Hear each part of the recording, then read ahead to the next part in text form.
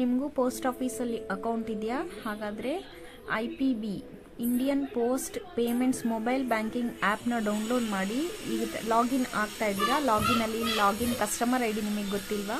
ಹಾಗಾದರೆ ಹೀಗೆ ಮಾಡಿ, ಗೂಗಲಲ್ಲಿ ಹೋಗಿ ಇಂಡಿಯನ್ ಪೋಸ್ಟ್ ಪೇಮೆಂಟ್ಸ್ ಬ್ಯಾಂಕ್ ಅಂತ ಹೇಳಿ ನೀವು ಸರ್ಚ್ ಮಾಡಬೇಕು.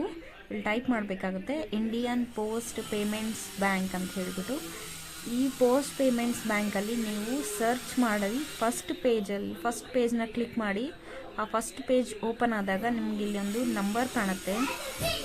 ಕಾಲ್ ಮಾಡಬೇಕಾಗುತ್ತೆ ಅವ್ರಿಗೆ 155229 ಅಂತ ಹೇಳಿಬಿಟ್ಟು.